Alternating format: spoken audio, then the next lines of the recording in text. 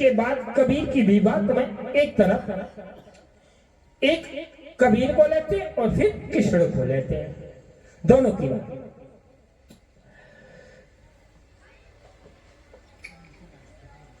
धर्म क्षेत्र कुरुक्षेत्र, धर्म एक क्षेत्र है, वो कर्म क्षेत्र है।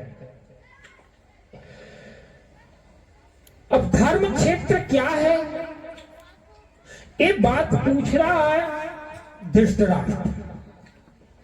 आप लोगों ने टेलीविजन में और जगह देखा है कि धृतराष्ट्र बहुत अंधा आदमी है और बड़ा कुटिल आदमी है। उसके नाम से ही पता चल जाता है कि ये बहुत गंदा आदमी है। धृतराष्ट्र बहुत गंदा आदमी है। गंदा मतलब शब्द होता है, गंदा का मतलब उसके सोच, उसके कर्म, उसके विचार और भाव सब गलत थी। गंदा आदमी नहीं होता तो अपनी महत्वाकांक्षा अपने बेटे के अंदर वो नहीं भरता। अगर गंदा आदमी नहीं होता तो अपनी सभा में अपने बहू को नंगा किए जा रहे हैं, उस खुद के ही संतान के द्वारा रोका ही नहीं। अब गंदा नहीं होता तो जुआबाजी करवाए अपने इलाज में, अपने सामने सभा में, रोका ही नहीं। इसलिए पूरा पूरा गंदा है। गलत नहीं, ये शब्द गलत नहीं, गलत आदमी नहीं, गलत तो फिर भी सुधारता, गंदा आदमी अपनी गंदगी दूर नहीं करता।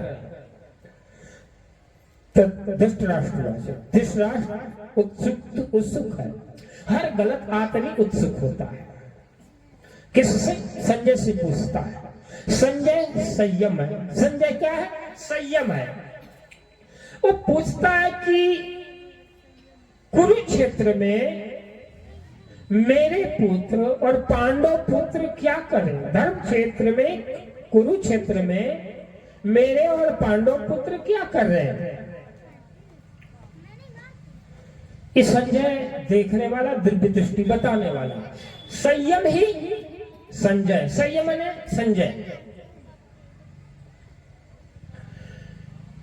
अब मैं इसका चित्र इस तरह से कर रहा हूं, एक परिवार को लेता हूं और अपने शरीर को लेता हूं। मैं अपने शरीर को लेकर कि हमारा एक शरीर ही हमारा परिवार, हमारा घर है। फिर आपके बीवी बच्चों की तरफ जाऊंगा। पहले इस लोग, फिर अपना शरीर, फिर परिवार।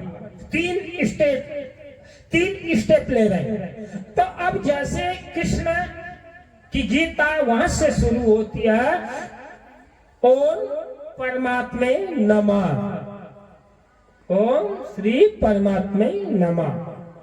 मैं अखिल ब्रह्मांड श्री तत्व, शक्ति तत्व, उस परमात्मा शक्ति को मैं नमस्कार करता हूं। ठीक? परमात्मा है या नहीं है आप नहीं देखे हैं, लेकिन ऐसी एनर्जी है इस समूचे ब्रह्मांड में जो कार्य कर रही है। चाहे वो जड़ है, चाहे वो चेतन है, वो कोई सवाल नहीं। कोई ऊर्जा है, ज्यादा कोई एनालिसिस करने वाला है तो मेरे से अलग जा बैठकर डिस्कशन कर लेगा। उसको हर चीज पर जाए, गीता, कुरान, बाइबल पर डिस्क्राइब करके खोल कर बता दूंगा। लेकिन आपकी योग्यता होनी चाहिए कि आपके पास इतना नॉलेज है मेरे से प्रश्न कर रहे हैं, और हम जो बताएं उसको समझने की क्षमता होनी चाहिए। तो गीता स्रोत ओम श्री परमात्मने नमः। मैं समस्त यूनिवर्स अर्थात ब्रह्मांड, ओमकार, श्री तत्व, शक्ति तत्व, उस परमात्मा को नमस्कार करता हूं। ठीक है? अब फिर होता है धृतराष्ट्र उवाच। धृतराष्ट्र उवाच, उवाच माने बोलना, संस्कृत के वाक्य।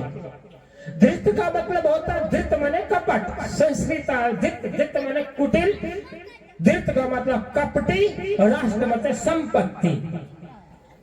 जो कपट करके, धोखा देकर, जालसाजी करके दूसरे की संपत्ति पर अपना अधिकार जमा ले, उसको क्या कहते हैं? धृतराष्ट्र। आपका भाई 2-4-10 लाख रुपया या खेती बाड़ी कपट करके, बेईमानी करके दखल कर ले, कब्जा कर ले, लड़ाई झगड़ा के लिए तैयार हो, बेईमानी पर उतर जाए, तो समझ लीजिए आपका भाई क्या है? क्या है? धृतराष्ट्र है। ये चाहे कोई भी हो, ये धृतराष्ट्र हो, धृतराष्ट्र नहीं, हस्तिनापुर का राज, आपके बगल में आपका माँ बाप के तब पैदा हुआ आपके सहोदर भाई भी वो धृतराष्ट्र है, वो अपने कुल का नाश करवा डालेगा, अपने बच्चे को, अपने बेटा को, अपने बेटी को, अपने कुल खानदान को डुबा लेगा। जो ये गुण पाएगा, जो भी वो गुण, इस गुण को धारण करेगा, कपट करके अपने भाई की संपत्ति को दखल करके अपना मान लेगा, वो कुल का नाश करवा लेगा। जरा समझ लो बड़े बच्चे, और सही बोल रहा हूं, इसमें ये रत्ती वचन से मत समझ लेना। इसने कपट करके अपने भाई की, माई की, दाई की, किसी की भी संपत्ति बेईमानी से अपने कब्जे में अपना मत समझो।